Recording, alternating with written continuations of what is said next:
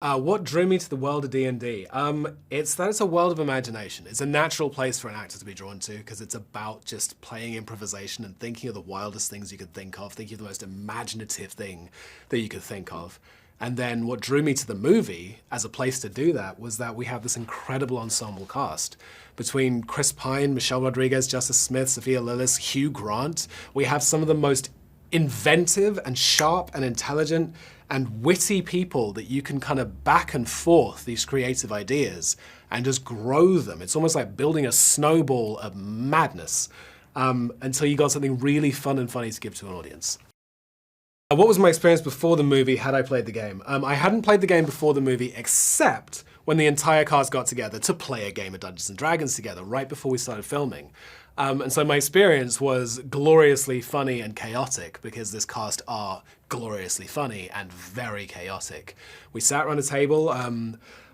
We played our characters, so I played a paladin, Chris was playing his bard, Michelle was her barbarian, Sophia was the druid, Simon, Justice was playing the sorcerer, and our directors joined in as a two-headed bird creature because why not?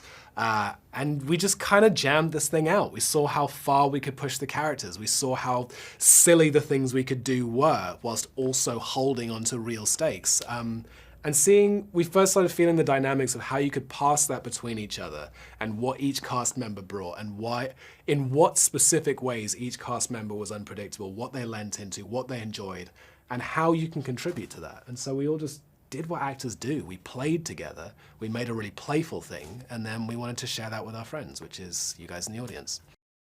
The thing that makes this movie for everyone is that it's not about dragons or magic. It's about hanging out with your friends and seeing how much of a good time you can have.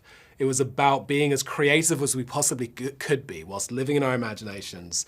It was about improvising with a group of actors and seeing how we could build a family out of that.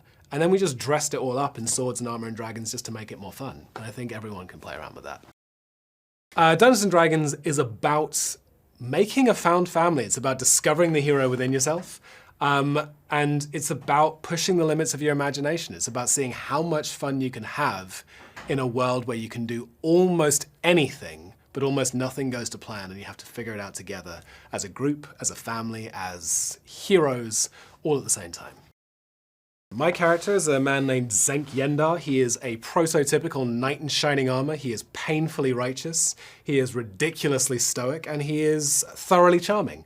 And all of those things together make for both a heroic character and hopefully a very, very funny character, because there is something ridiculous about having a very, very perfect shining armor knight in the group of, quite frankly, improvisational idiots that are the heroes in Dungeons & Dragons, and feeling that and bumbling your way through and finding a sense of family among that, I think is what the real beating heart of the movie is. Because it's a film made for people to be shared.